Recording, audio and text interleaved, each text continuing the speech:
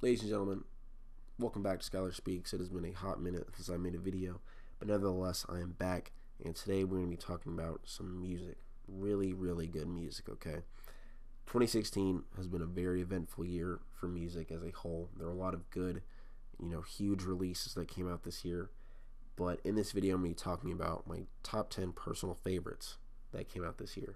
I'll also be leaving links in the description if you'd like to check out some of the music that I'm into. I'm going to choose songs from this list in particular, from these albums that I've chosen. So hopefully you find something that you like. But getting right into it, my 10th favorite album of 2016 would have to be KPP Best. KPP stands for Kyari Pami Pami, and she is a pop star hailing all the way from Japan. And her music is a mix of J-pop and electronic music.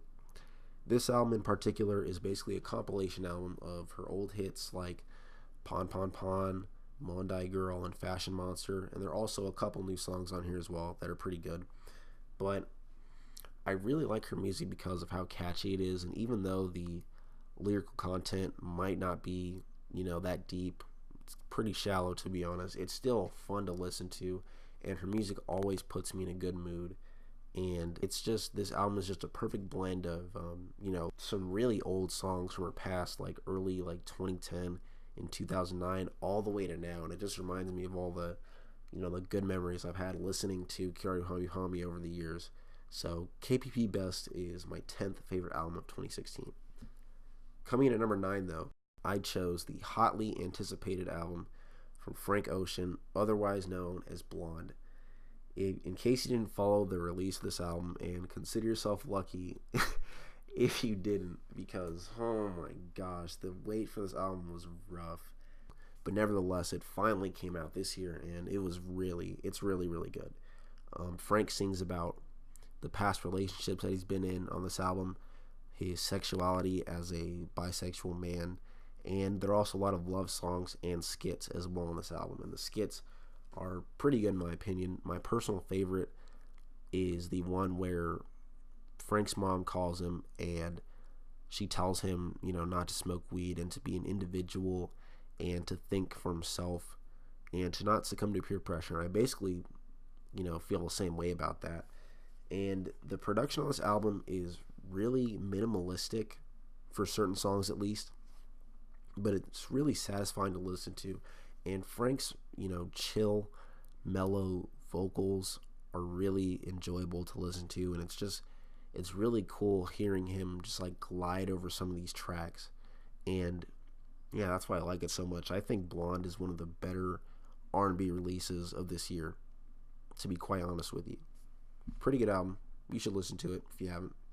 Coming in at number 8 though. Technically this isn't an album, but it's just so good I had to put it on there anyway. Prima Donna by Vince Staples. Vince Staples is a rapper from Long Beach, and he has a pretty good discography under his belt. You should check it out if you haven't listened to him yet. But Prima Donna is a very unique album because you can play it forwards or backwards. I've never listened to an album that's done that before. And because there's a story, depending on how you play the album, whether it be from the top to the bottom of the track list or, the bottom to the top, the story changes depending on how you listen to it, and that's really cool. That is really, really, really cool. In terms of the production, though, there are a lot of electronic beats on this album, and there's also some guitar, like on the song "Smile," and it sounds really different from typical hip hop records that you listen to. So this album really sets itself apart from most of the hip hop releases this year, I'd say, and the lyrics are really good. Vince Staples is a very good lyricist, and because of the size of this album, it's only 7, well, it's an EP, whatever. There are only 7 songs. There is absolutely no filler. There's no songs that are just a complete waste. It's very concise, and it's not very long. So that's like the combination of all those things together make this EP a really enjoyable listen. Coming in at lucky number 7, I chose Bad Bad Not Good's newest release, 4. Bad Bad Not Good is a Canadian quartet, and they're a jazz band. One of the best modern jazz bands ever, in my opinion, and their music is a mix of jazz, hip-hop, electronic music, and blues. That's a lot of genres, but Bad Bad Not Good, somehow every time they just perfectly blend them all together into their own unique thing. And like I said, this band really is one of the most great modern jazz bands ever, in my opinion. And this album also features some singing. Typically, Bad Bad Not Good records are purely instrumental, mainly focus on like hip hop and like smooth jazz. But there's some singing on this album. There's a singing from Sam Herring on the song called "Time Moves Slow," which is a blues track, really good, and a song called "In Your Eyes" featuring Charlotte Day Wilson. And there's also a verse from Mick Jenkins on the "Hyssop of Love," which is track 8. And this is a really good gateway jazz album. If you typically don't listen to jazz, Bad Bad Not Good in general really is a really great place to start. So yeah, like I said, if you don't listen to jazz very much, this is a very good gateway album. Coming in at number 6, I chose Bonito Generation by Caro Caro Bonito. Caro Caro Bonito is a trio of these people from the UK named Sarah, Gus, and Jamie, and this album is really, really awesome. This is probably the best alternative pop album to come out this year, in my opinion. Their music is a blend of bubblegum pop and Japanese rapping. Some of the themes on this album include really basic things like getting out of bed, taking a break, family, and jumping up and down on a trampoline. But despite how simple some of the subject material is, it's really catchy, and a lot of the songs on here make me genuinely happy. Like, I feel joy when I hear these songs, especially Trampoline, which I'll probably link in the description. That song is so positive, and I'm not a very optimistic person, I'd say, but I feel hope. When I hear that song, I feel like, there's still light at the end of the tunnel when I hear that song. But this album is very catchy. The production is really cool. You can tell there's a lot of video game influence on this album, and the mix between Sarah singing and Japanese rapping, I think it'll catch some people off guard first, but eventually you'll grow to like it. And like I said, this is one of the best alternative pop albums that come out. Yeah, probably this year. I can't think of any other pop album that comes close to this. So if you're into J-pop, you will definitely like this album, or just pop music in general. Nevertheless, really good album. Highly recommend it. Alright, boys, we're halfway through. If you're still here, I understand it's pretty long, but coming in at number 5 on my top 10 list, okay?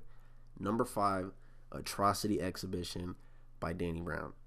This album is one of the best experimental hip-hop records I've ever heard in my entire life. The beats on this album are absolutely nuts. Songs like Ain't It Funny, Tell Me What I Don't Know, and Dance in the Water do not sound like typical hip-hop records that you listen to, but Danny Brown still raps over them anyway and does it excellently. And I promise you that no rapper today would attempt to rap on any of these beats. They're that unique and they're that different, and that's what I desperately want so bad from this genre. I want new stuff, and Danny Brown totally delivered on this album.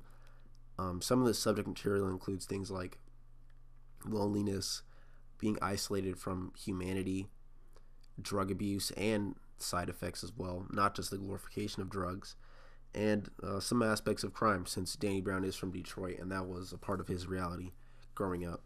But like I said, this album is one of the best experimental hip-hop records that come out in years. It is so, so good, and I'd argue that this is probably top 3 hip-hop records that come out this year by far. So if you haven't listened to it, give it a shot. You will not be disappointed, I promise you.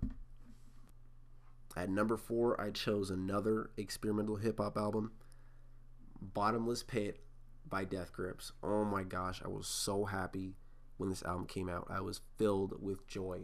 Oh my goodness. Oh, if you're not familiar with Death Grips, though, Death Grips is a trio composed of Zach Hill, Stephen Burnett, who raps, and Andy Morn, who produces the beats for the band. This album is unlike any other hip hop album you'll ever listen to. Honestly, Death Grips is barely hip hop. I don't even know what genre to put them under, but a lot of the beats on this album are heavy metal influenced, and there's also a lot of electronic beats, which is typical of Death Grips as well, and some really abrasive and harsh vocals from MC Ride. There are a lot of screams and lots of yelling on this album, but sometimes there are times where MC Ride will choose to go for mellow vocals, depending on the type of song that they're making as well. And some of the subject material includes apathy, the effect of art on consumers, their brutal relationship with their fans, and just like losing touch with reality. Like Atrocity Exhibition, this album it's so unique and it sounds so different from everything else. And I promise you, Death Grips is unlike any other band in the entire world. They completely stand on their own. And I will admit, this album in particular is not for everyone, and Death Grips isn't for everyone, but I think that everyone should give Death Grips a shot at least. So that's my fourth favorite album of 2016. We're almost there, boys. Top three. Here we go. Third favorite album of 2016 would have to go to A Seat at the Table by Solange Knowles. Okay, this album is so awesome. I love it. It sounds like really old school R&B from the early 90s to the early 2000s as well, with a dash of electronic on certain songs. And I'd say this is a really socially charged album, which, secures its importance in, this year of music. Some of the themes include the struggles of being a colored woman and, the struggles of being a woman in general. And she even has a song about her hair, talking about how it's not just something that sits on her head, it's something that's a part of who she is as a human being and as a black woman. And another thing I like about this album is, besides its social importance and its social commentary as well on things like race and stuff, is the use of interludes between each song. My favorite interlude would probably have to be the one where her dad is talking about how when he was a kid growing up in the 60s, he was in a constant threat of death because he had to deal with the KKK at the time. And the interludes just make the album so much better in between each song. And I really like the use of the interludes on this album. And I would say this is one of the best R&B records of all time. Hands down, one of the best of all time. So, and I made a video about this actually, asking if Frank Ocean's album would save R&B. A Blonde and this album, The Seat at the Table, are definitely keeping it alive. So give this album a shot. It is really good. All right, boys, we're in the end. Second favorite album of 2016, Lemonade by Beyonce Knowles. Oh my goodness, this album is top notch, man. And there's a reason why this album is on every single top 100, 50, top 10, top 5 albums of the year for 2016 list, okay? There's a reason, okay? This is not a coincidence. So if you haven't listened to this, please, I am begging you, listen to this album. It is so good. It is incredible. It's insane how good this album is. It's not even fair, okay? The plot is basically Beyonce is in this relationship with this man whom she knows is totally untrustworthy, and the foundation of the relationship as a whole is very shaky, and she knows this, okay?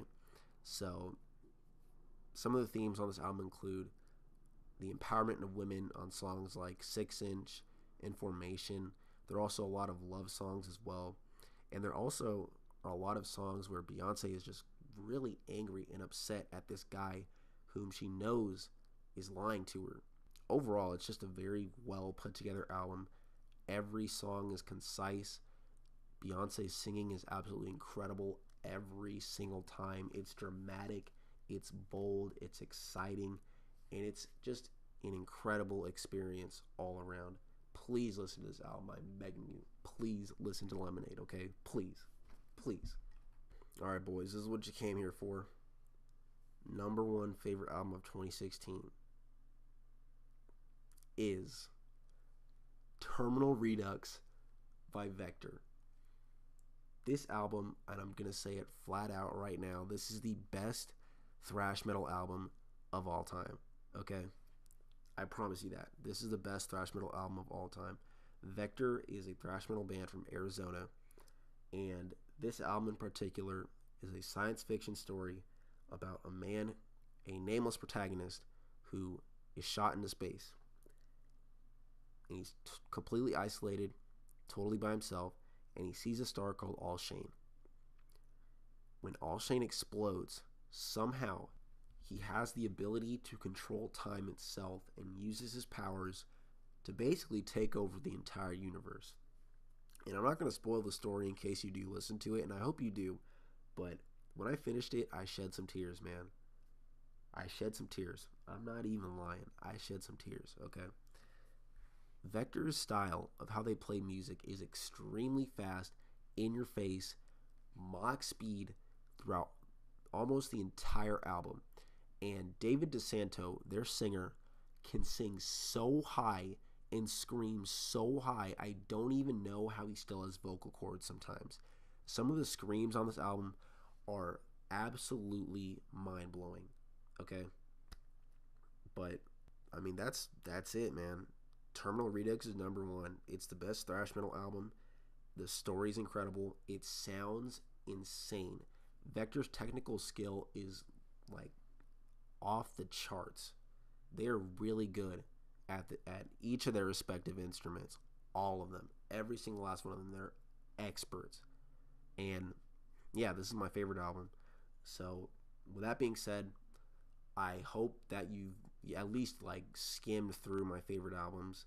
I'll leave links in the description below so you can check out some of the songs that I've liked from each album. And thank you for watching, and see you later.